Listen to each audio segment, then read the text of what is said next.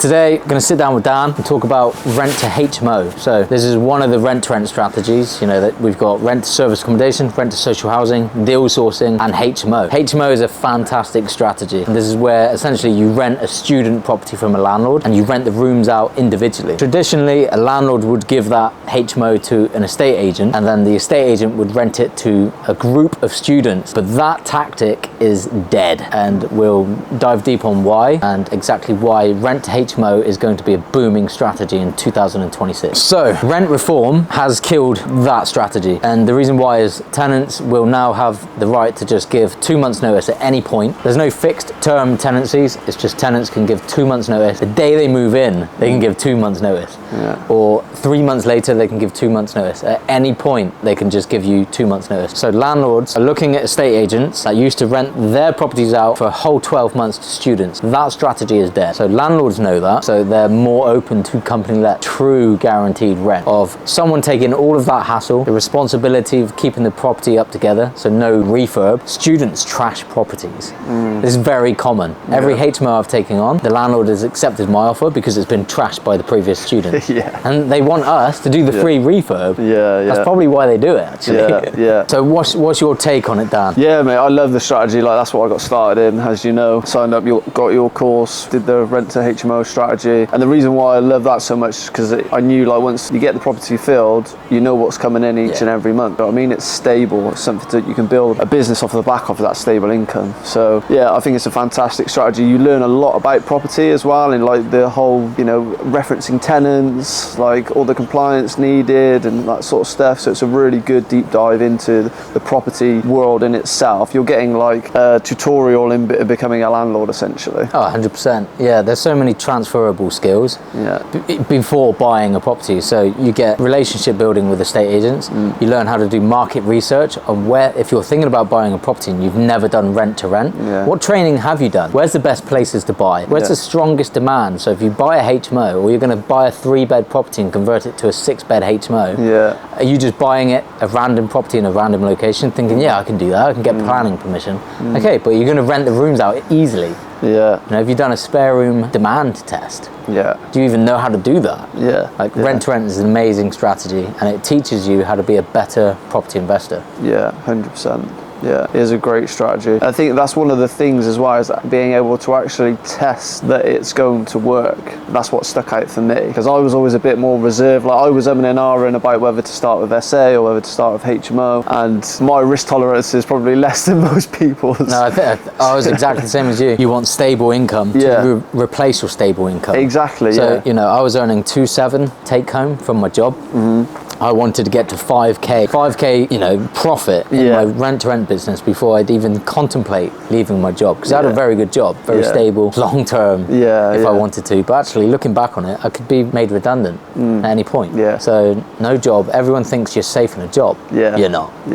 Such a mindset shift. You're 1 month notice away from being broke. And it's, I think a lot of people experience probably over the last sort of year that, you know, there's been a lot of redundancies made and things like that, and now like AI is coming out as well. That's going to replace people's jobs and stuff like that. So it's like you have to create something for yourself, and that needs to be consistent, it needs to be reliable. And you know, with a handful of HMOs, you can easily replace the average salary. You know, no problem at all. So yeah, it is a fantastic strategy. 100%. Yeah, well, it took me 83 days to get my first 3 deals, which was profiting 2,400. And my take home from my job was 2,700. So I was absolutely buzzing, bouncing off the kitchen walls, couldn't believe my luck. As a complete newbie, you know, 3 months in, landed 3 HMOs. So that was epic. So I wouldn't change my journey if I was to start again, even though I absolutely love the service accommodation model now. That was the last thing on my mind when I started. But if I could go back to the very start, I wouldn't change a thing. I'd still start with HMO, because that was my risk tolerance, what I was happy with. SA, but now I know SA, it's just as low risk. As long as you do the proper due diligence beforehand. It's not just rent a property, chuck on Airbnb and hope, which is what I was thinking. You know? And that's what I still think, because I've done no like, research into it whatsoever. I don't know anything about it, but obviously I know loads of people on the course that are making good money from it. So it obviously does work. They're making amazing money. So there's that side of it, but it's less money. But I'd say rent HMO is it's probably less money, Yeah. but it's more consistent. There's not the ebbs and flows, and the risk is slightly lower. Yeah, I'd say the risk is lower. But then also you've got the other side of the risk, I guess. Not to talk about all the negatives, but you're dealing with tenants rather than guests. Yeah. Tenants have rights, whereas guests don't have rights, other than to put in a refund claim. But if you followed your processes and everything's cushy, they won't get Exactly, that. yeah. Strict referencing on all tenants. You know, you're only taking on properties that you know you're going to fill, and then you're going through the correct referencing processes to make sure that you're happy with who you're putting in there. Rent-to-Rent HMO is an amazing strategy. I would start with exactly the same. Replace my income, leave my job, build up the bank balance, you know, build up the pot. Yeah. Then if you wanted to try your hand at SA, because SA, it costs a bit more to furnish the properties. Yeah. It depends which spec you're going in at. Yeah. You know, you're going to have the first month's rent sometimes. Yeah. 3, 4, 5K. Yeah. To furnish them. Depends on the spec. So my latest bungalow, I've spent 7,000 kitting that out. Yeah. But you got a hot tub as well. That includes a hot tub, and that's been 3K. Yeah, yeah. Like, to buy that, install it, build the pergola, pay the person to build the pergola. Yeah. You know, the foundations. Yeah. All of the equipment. Yeah. The time Yeah. that has gone into it. Yeah. So take the hot tub out of the equation. That's still 4,000. And Yeah. I've done a lot on Facebook Marketplace. Well, my wife has. Yeah, yeah. You know, Yeah. so could have easily spent over 10, but that's top end spec. Yeah, because with like SA as well, most of the time you're taking on unfurnished properties, aren't you? They're would be like traditional residential lets in most instances, Yeah. so you have to furnish them completely. Whereas with HMO, you want to do your best to be able to get a furnished HMO, so there's already furniture. Most of the time they are, aren't exactly, yeah. they? 9 So times out of 10. you definitely furnished. want to try and aim to get them furnished. Obviously, always sit on the beds when you go around and view a HMO, test the mattresses. They're terrible. Open the cupboard doors in the kitchen, open the wardrobe doors. Make sure they don't fall off, because it's all cheap IKEA rubbish. Yeah. But I've taken on a 4-bed HMO before, and it was unfurnished. Yeah. And I furnished it. I furnished a whole 4-bed house with 500 quid. Really? Yeah. Wow, yeah. Honestly, I did do it. I had 5 months to plan it. Yeah. I said to myself, right, I'm going to buy a double bed and a mattress, and the budget's 50 quid. Yeah, yeah. So I bought 4 double beds and mattresses. Yeah. That was 200 quid. Facebook Marketplace. Had to be excellent condition. Yeah, It wasn't like cheap, thrown out on the street rubbish. Yeah, yeah. Smart TV, second hand. Living room sofas, cheap. You can pick up sofas for like 50 You can't quid. get People just stuff want them cheap. out of the way. Yeah. And it's very furnished true. a whole house for 500 quid. And when the tenancy on that 4-bed ended, I sold all of the furniture back to the landlord for 1,200 quid. Nice. Yeah.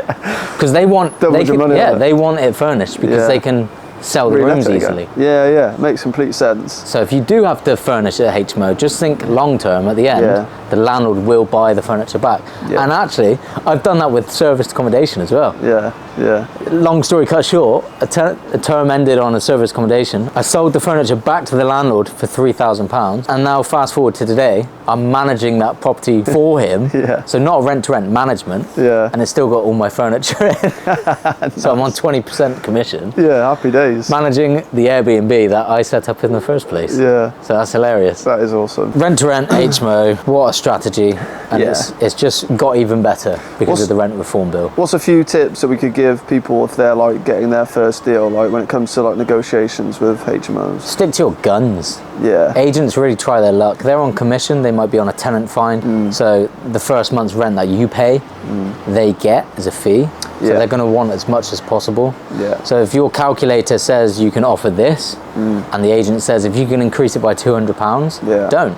Yeah. Your approach is slightly different to mine. You say go in at your best offer every time, don't you? To not mess around. Beggars can't be save time. choosers. Yeah. Beggars can't be choosers. Yeah. I like to go in slightly lower sometimes. Yeah. With the aim to be able to at least come up a little bit sometimes. But it depends on who you're speaking to, really. Yeah.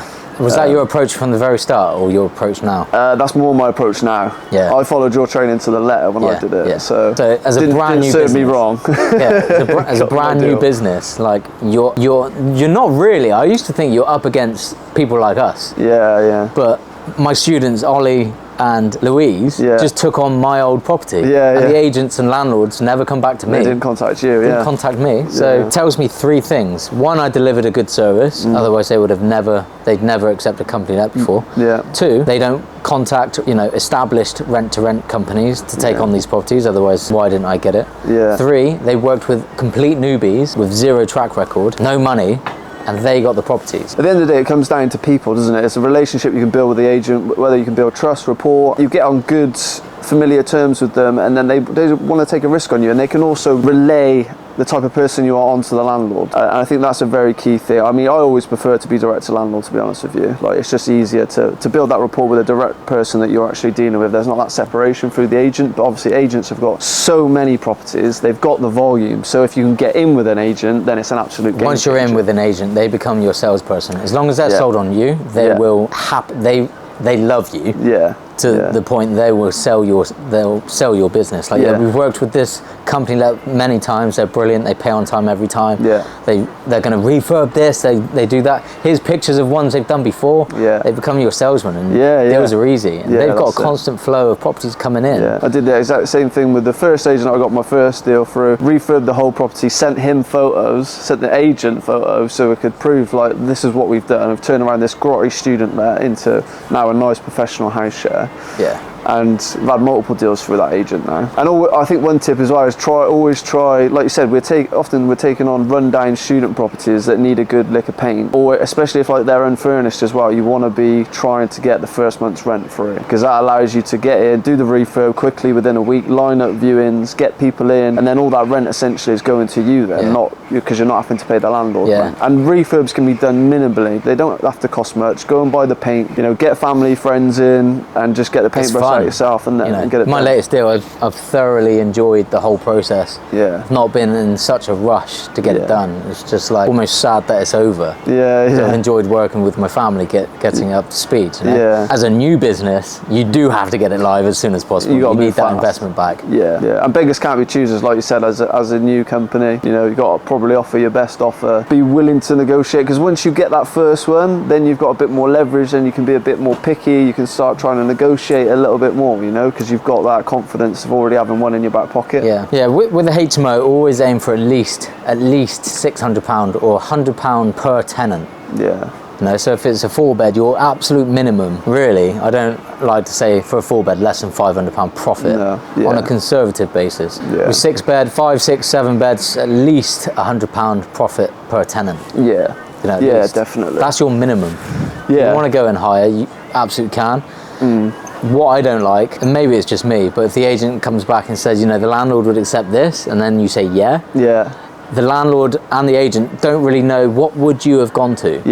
Where my approach has always been like, from the very start, is like, I'm sorry, this is how I operate. I come in with my best and final to save you time. So you don't have to be the middle person negotiating. Like, you can tell the landlord straight away if they come back and say, it's a great offer, but can they increase by £75? You can go back, and the agent can go back and be like, no, we've worked with Kenny multiple times. I promise you, this will be his very best offer. And it instills a confidence in the agent as well. So as long as you stick to your minimum margins, I can remember Caroline, the legacy mentee, Caroline. She was making an offer, and they come back and said, could she increase by £150? And I said, Caroline, stick to your guns. And that's always stuck in her mind. Like, every offer she makes today, she's got me in her ear, stick to your guns. So she does, and she gets the offers accepted. It's them just trying that luck. So if you stick to your minimum margins, you stick to your guns, you'll get the deal. Dan, for you, what's a top tip for HMO? You have to mix people well, I would say. You've got to be quite selective of who you put in. Obviously, beggars can't be choosy, because you do need to fill the rooms, but also be quite mindful about who you're putting in, and there's a skill to that. There is a skill to that. Because ultimately, you want to put these people in, right, and move on to the next one. You don't want to be dealing with like inter-house relationships, right? You're not a therapist, you're their landlord. I tried a house full of all girls, thinking thinking it would be absolutely fine. It didn't. That wasn't the plan. It's just a lot of women were messaging me, and it eventually turned into an all-girl house. And I thought, it's going to be fine. It was not fine. Top tip from me: don't go with an all-gender house. Well, do you know what I do at all male houses? Do you? Like, nearly all of our HMOs were all male, and then eventually, the odd one female come in, and that's been fine. And actually, in one of the cases, James was the one that got her onboarded in the house, and she actually whipped the other lads into shape. So there was maybe some like mother vibes there that they got all their act together. The cleaning definitely got better. So yeah, it's give and take, but yeah. And then I think one other tip would be to have like a house communication chat. It's a broadcast chat. They can't so message. You have to have WhatsApp business, and they can't message and they can't go back and forth. They only receive a message. It's not a group chat. It's just whenever you need to give notifications to the household, you just ping a message and they get it. I'm coming to view all rooms Thursday afternoon. Yeah, exactly. If you make it easy for tenants to complain, they'll complain about everything. Yeah. The batteries in the telly remote have died. Replace them then. Didn't somebody ask one of the mentees the other day who supplies the toilet roll or something like that? That's quite a common one, actually. That's weird, isn't it? Though, Yeah, like it's quite common. I guess it's somebody that's never lived in a HMO. If they think, oh, bills are included. I wonder if food's included. Yeah. So don't run out of bread. That's a good tip. Don't set up house chats because they will use it as their house chat. Broadcast channel, get WhatsApp business, so you can have out of hours as well. Yeah. So if a tenant does message you directly on WhatsApp, they hit straight away at 5 p.m. You know, this is out of hours. Please email if it's an emergency. Then blah blah blah blah blah. So you're a business. You're not a private landlord. No. Yeah, exactly that. Yeah, and then just make sure that they have certain things, like a notice board is great as well, with like all the safety certs, and then like a bin schedule is good to have. Let them sort of clean in like rota between themselves. Make sure they know where the stop tap is, so in case there's like a leak or anything like that. That's a good one. Another one this time of year is a boiler. How to repressurize a boiler. It's the most common problem this time of year. Is the heating's not working, and it just needs those 2 taps at the bottom of the boiler twisting. So record yourself, go to your property, record yourself, work out how to do it, record a short video, so when it does, your tenants know how to top up the pressure. Because some people don't like doing it. No, what I tend to do is if I don't know what boiler it is in what property, I'll go take a picture of it, send it to me, I get the name of it, I just go on YouTube, Google it, how to repressurize, send them the YouTube. It takes them as long as it takes them to figure it out, and they should just follow that and they should be fine with that. If you want to get started in Rent2Rent HMO, then absolutely join our mentorship, join our training. If not, so many videos on my YouTube which would teach you all of the ins and outs. It's not just like chucking a few top tips in here. You know, people have genuinely secured deals off of the back of my video. So yeah, if this is the first time you're watching us, go and watch the HMO playlist. You'll learn so much. Go to my website, kennypitman.com, download the free resources. There's a HMO calculator in there as well. Right, we give so much information away for free that you should gain a lot of knowledge by following our channel. But yeah, if you want to get started in Rent2Rent HMO now, especially going into 2026 with the rent reform bill, it's epic. It is epic. It's never been easier. It's going to be, the whole market's going to open up.